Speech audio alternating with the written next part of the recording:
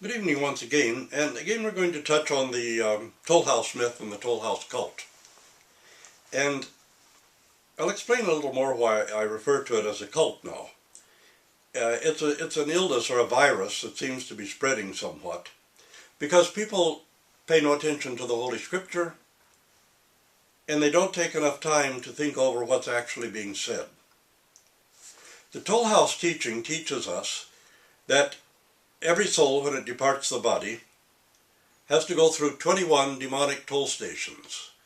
At each station, the demons will judge us for a different category of sin.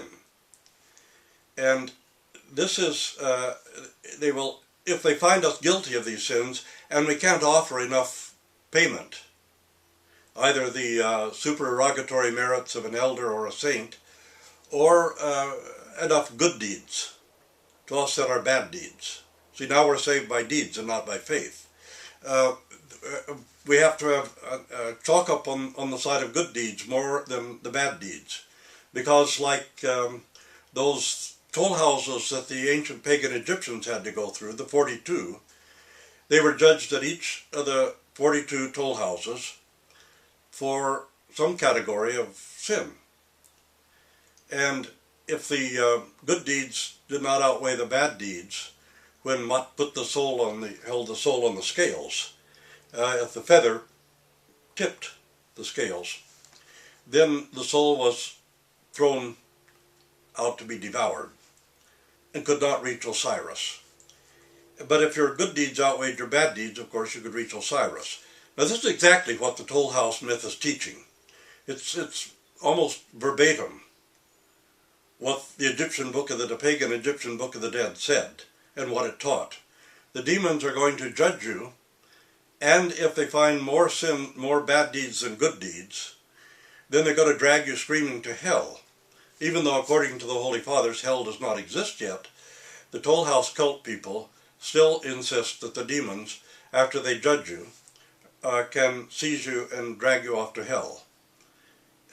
Completely contrary to the fundamental theology of the Orthodox Church, and also to the Holy Scripture, which knows none of this stuff. And this is the desperate situation. I was just informed that one of the defenders of Toll Houseism in Russia has published a book called On Dogmatic Theology. And none of the Toll Housers can really think up a plausible reason why the demons would be able to judge and condemn us, since they're liars and cannot tell the truth, and murderers, and love to kill. But anyway, in his explanation, because toll housers are always desperate and sometimes get completely wild and woolly in trying to think up a reason why that is the demons get to set up these toll stations and judge us and drag our souls off to hell. He says that because the justice of God demands punishment for every sin, our punishment takes place in the toll houses. Now that's a statement worthy of a medieval Roman Catholic catechism, and probably not even as delicate as Anselm of Canterbury would have come up with, but it is absolutely not orthodox and contrary to any orthodox teaching, and I dare say it's actually heretical. The Scripture tells us, Jesus Christ in his own words says, "And before him shall be gathered all nations, and he shall separate the one from the other, as a shepherd divideth the sheep from the goats. And he shall set the sheep on his right hand, and the goats on his left. Then shall the king say unto them on his right hand, Come ye blessed of my Father, inherit the kingdom prepared for you from the foundation of the world." Jesus says he's going to do that, but of course he doesn't get to do that because the demons have already done the judgment and the goats have already been dragged off screaming to hell. So Jesus is deprived of this authority that he claimed for himself to do this judgment because the demons get to judge you at the 21 toll stations. Now, let's look at some of we've already examined the three totally fraudulent so-called patristic writings. Quaston, long ago, the greatest of all the patrologists, dismissed this homily 14 supposedly by Cyril of Jerusalem Cyril of Alexandria on the exodus of the soul from the body. Actually, most of the petrologists do not even mention it because it was known to be fraudulent. And they didn't even consider it worthy of mentioning it to say that it was spurious. They simply completely leave it out of the catalog. Now the other thing is that we notice in the sophistic twistings and misuses and perversions of sayings of the fathers, how in almost every case the fathers are talking about the demons trying to assault the soul at the moment of death as it departs the body, and trying to see if the soul has, trying to really call to the soul that it has a relationship with us, it belongs with us. And what really takes place,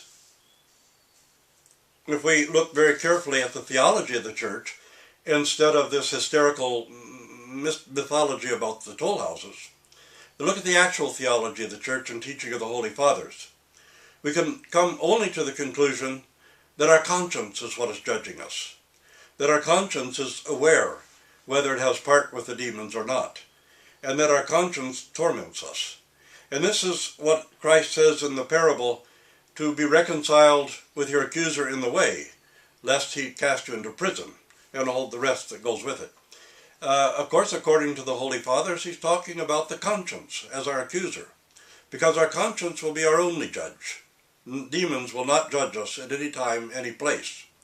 If we have a relationship with them, if we're related to them by nature of the condition of our souls, then of course we'll identify with them and will be not so much subject to them as partners with them in their condemnation, in their destiny. When we look at the quotations, I want to take a look at,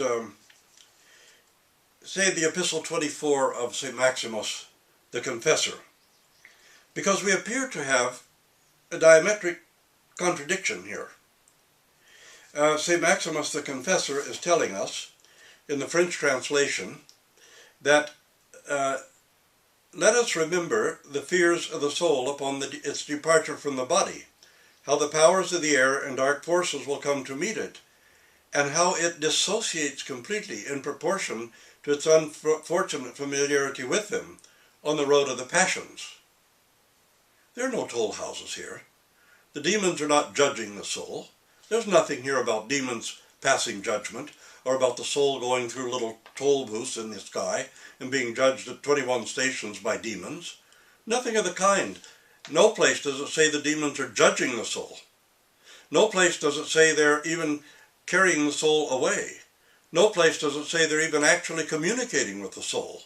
It simply says that if the soul recognizes itself as being part of their company, then it associates with them and it will share in their destiny. Now, why this seems to be a contradiction? Because here's what St. Maximus the Confessor says in his homily on the resurrection. By abrogating the adversarial powers that fill the space between heaven and earth, he appointed the dispensing of divine gifts to a single festal assembly of both earthly and heavenly powers, with the human race and the higher powers rejoicing and having one and the same will, and in one voice praising the divine glory. He abrogated the adversarial powers that fill the space between heaven and earth, and yet somebody's going to tell us that there are 21 toll stations that we have to go through that the demonic powers control and have power over. He abrogated the adversarial powers that fill the space between heaven and earth. They have no authority, they have no power. They cannot judge us or drag our souls away anywhere. In Homily 24, which the toll housers, in their slick, sophistic attempts to justify their teaching, there's nothing about toll houses. There's nothing about the demons judging the soul. There's nothing about 21 stations. There's nothing about them even being able to do anything to the soul.